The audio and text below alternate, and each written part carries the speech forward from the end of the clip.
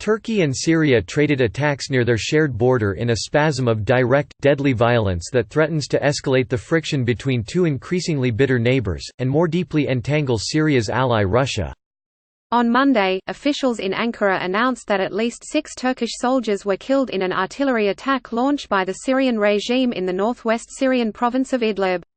Within hours, Turkey answered with an assault of its own, killing several dozen Syrians in a retaliatory strike on some 40 regime positions in the area, according to Turkish President Recep Tayyip Erdogan. However, the Syrian Observatory for Human Rights, an independent monitoring agency based in the UK, placed the death toll at 13 Syrian soldiers. "We are determined to continue our operations to ensure the safety of our country, our nation and our brothers in Idlib," Erdogan told reporters Monday, in comments reported by Turkey's state-owned Anadolu agency. "Those who test Turkey's determination with such vile attacks," he added, "will understand that they made a big mistake." His remarks are a warning not just for the Syrian regime, but also for the Kremlin. Russian warplanes have been supporting a recent Syrian military offensive in the border region, where opposition forces cling to a few final handholds after years of bloody civil war. Russia, a key ally of Syrian President Bashar Assad, has backed Assad's push to quash those remaining forces in Idlib, much to the consternation of Turkey, which has troops stationed there as part of a 2018 de-escalation agreement with Russia meant to prevent accidental confrontations.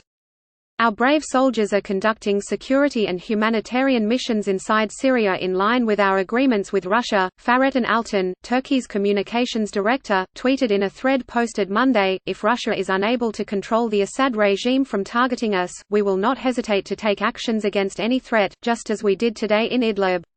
Russian officials rejected Ankara's assertions.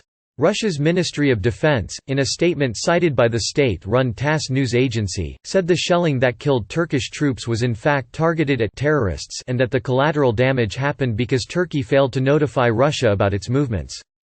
Regardless of the cause, the fact of the killings has exacerbated an already tense situation in northwest Syria, particularly in Idlib, the last rebel-held province and home to more than 3 million civilians.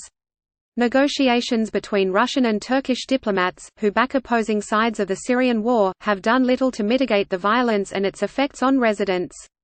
The United Nations says that at least 1,300 of those civilians were killed during a 4-month span last year and that, all told, more than 700,000 of them have been displaced by the fighting in the past 9 months alone.